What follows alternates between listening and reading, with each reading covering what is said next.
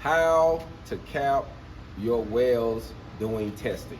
So someone asked me about which one is best. Should we weave them or should we stringer bead? Normally the weave is a little quicker process to some people feel like, man, I'd rather weave it quicker than run a lot of stringers. But actually the stringer beads are stronger than the weaves is. Now, when you're doing pipe, mostly if it's in a fixed position, 5G, they want you to do the weave cap all the way around. Now, if it's in the 6G position, it's going to be more of a stringer beads, 3 to 4 stringer beads around the pipe. Stringer beads are actually stronger, and it actually helps you from having any errors doing your capping. I think that it's easier to do because all you have to do is stay straight and go straight up, fam. Take your time. It's all about the travel speed, staying consistent on your travel speed. But it is most definitely better to stringer bead your cap than to run a weave, especially doing a test. And another reason why they don't want you to exceed past an 1/8 inch on your test plate. So if you weaving, you can actually exceed past an 1/8 inch if you hesitating too long and you're causing the middle to build up. So it's just literally easier to run stringer beads than it is to weave. And another good thing about the stringer beads is it helps you tie in the weld pretty tight. Like, it's easier to tie it in than to have to focus on hesitating on both sides, because when you're running weaves, you're gonna have to hesitate on both sides at least two solid seconds. 1, 2, 1, 2, 1, 2, 1, 2. If you don't do it right or your amperage ain't right, you can cause undercut and some more issues. So it's just easier to set your amperage and go with the stringer beads. It can make the process a whole lot easier. It might take a step or two, a little longer, but it will make you pass the test and have less areas of trapping slag or undercut, because you can trap some slag when you weave if you haven't mastered that technique. Now, after you master the technique, then it's going to be easier to do it. But in my personal opinion, when you're testing, always run stringer beads. That's why I teach my students when we start, I have them run stringer beads on plates with the 6010 and with the 7018 on both sides, because it's going to teach them a few different things. It's going to help them with their start stops. It's going to help them with staying straight and keeping a straight line and staying consistent. And it's going to help them tie into the welds, knowing how the welds supposed to tie in and lap over one another. So it's a lot you can learn by running stringer beads. So I got this test plate up here. I'm going to go on and do the rest. I think I probably have 2 to 3 passes. Yeah, 2 to 3 passes to have this cap complete. And we're going to dive into it, and I'm going to show it to you at the end. So let's dive into it, buddy. Now on this one, I'm using 3 30-second rods. This is a 3 30-second rods because the test that I'm actually doing is a 3/8 plate. If it was a inch test, then I use an 1/8 inch rod to help fill in the plate a lot better. So let's dive into this.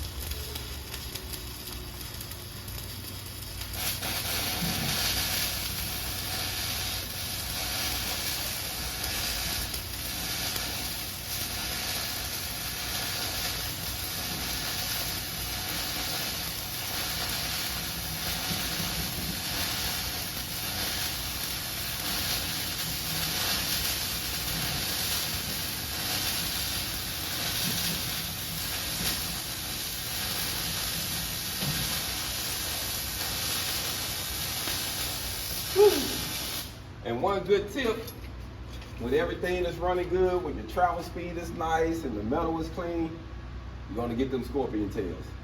They just fall off, fam. It just makes it a whole lot easier. And on this test, on the D1.1, you can use power tools. So I'm gonna use the Y brush or the chipping hammer. I do have a wire brush to clean it, a grinding wheel wire brush to clean it once I get done.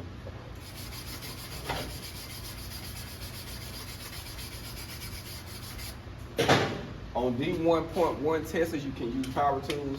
On a D1.5, if you plan on jumping in the construction field to do bridges and things like that, you got to use your limited to what you can use, which is a chipper hammer, a wire brush, and a scraper to get it clean.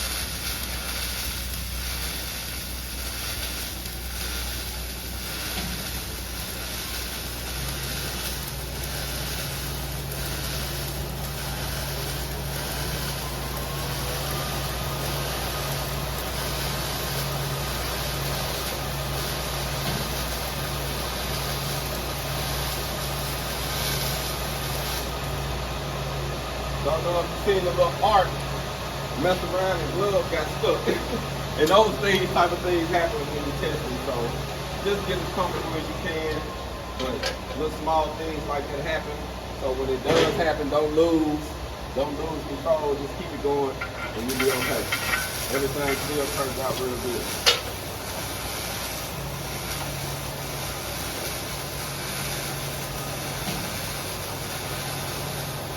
Now, I want to say this too about weaving.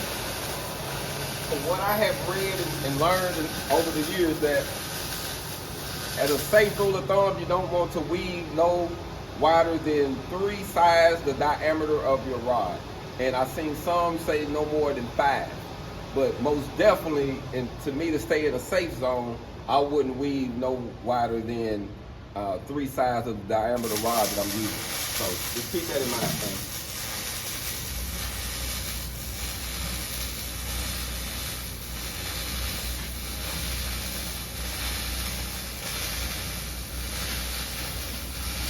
I could have actually did it over here, but I need to move this deal and I ain't gonna feel like repositioning it. So I'm just gonna freehand.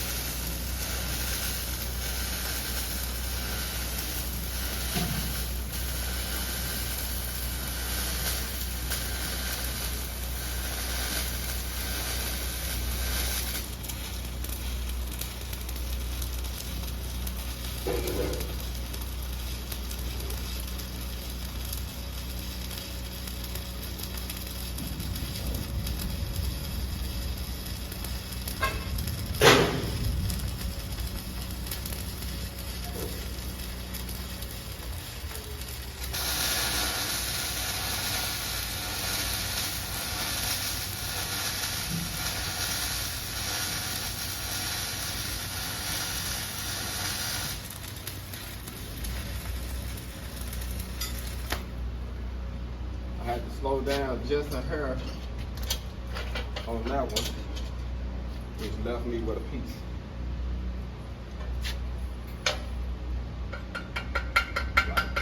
My hair, I didn't want to push it. Anytime you feel like you might not make it, just stop, pull out, and drop back in.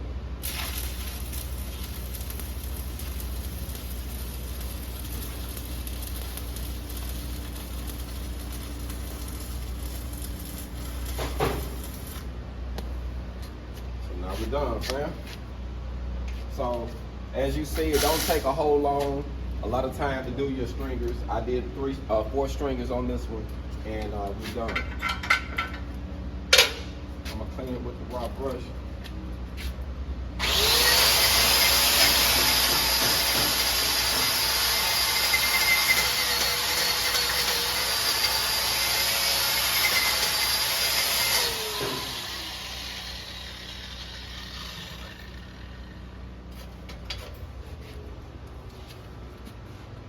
Oh yeah. Turned out real nice, family. Let y'all see this.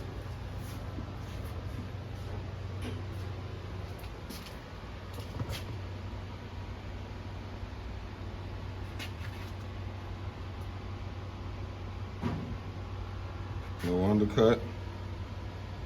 And everything tied in. And that's why I say it's easier to do the stringer beads than it is the weave. I'm out. Hold on.